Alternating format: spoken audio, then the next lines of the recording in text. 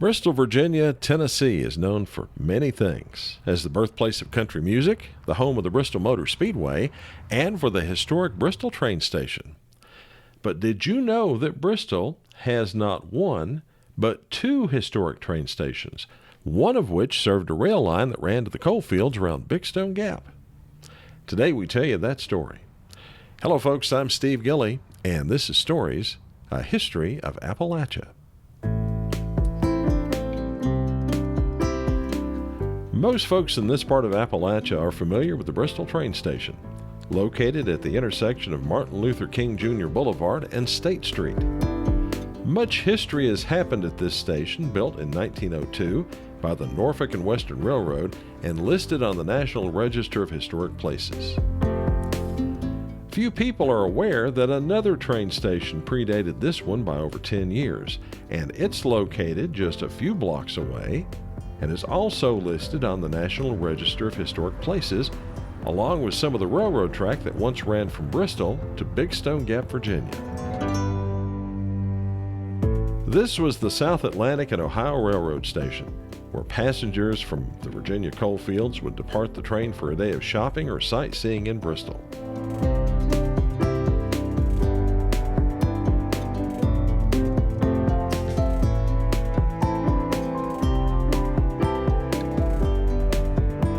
The South Atlantic and Ohio Railroad was the successor of the Bristol Coal and Iron Narrow Gauge Railroad Company.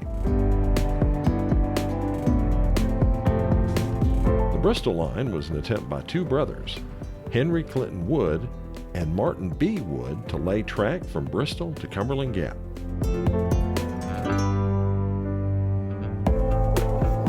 All this work was done by free convict labor.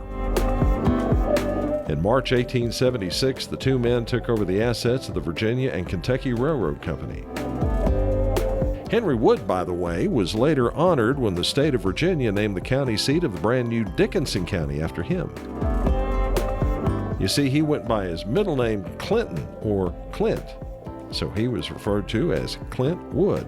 So the town was named Clintwood, naturally. In 1880, coal speculators from Pennsylvania, assisted by General John D. Imboden, bought the South Atlantic and Ohio, along with huge swaths of coal-rich mountain land. Focusing their attention on the coal around the town of Big Stone Gap, they built a rail line from Bristol to Gate City by 1887, and then on to Big Stone Gap by way of the Natural Tunnel by May 1890, the plan being to ship coal to market on their railroad.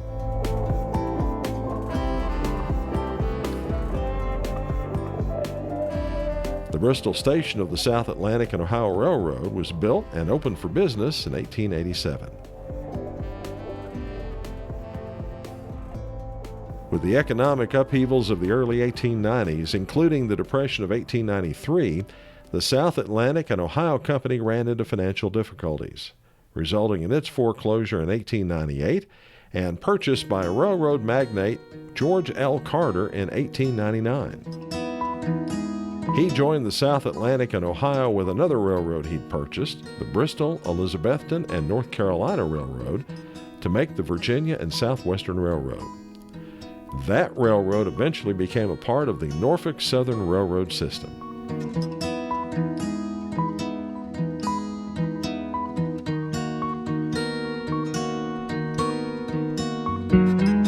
Just imagine the days when this building was an actual train station, with passengers arriving from and departing to the bustling coal towns of Southwest Virginia.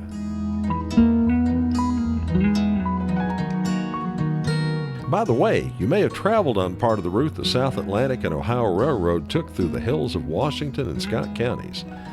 That old railroad route was purchased by the city of Bristol with the intent to make it into a rail trail. After getting bogged down in lawsuits brought by folks whose land bordered the rail right-of-way, Bristol gave up and sold the railroad property to a group who got a favorable ruling about ownership of the land and proceeded to build the Mendota Trail, one of Virginia's newest rail trails. The Bristol Trailhead, just a few miles north of the old train station, just reopened this year after extensive work and paving of the first half mile of the trail.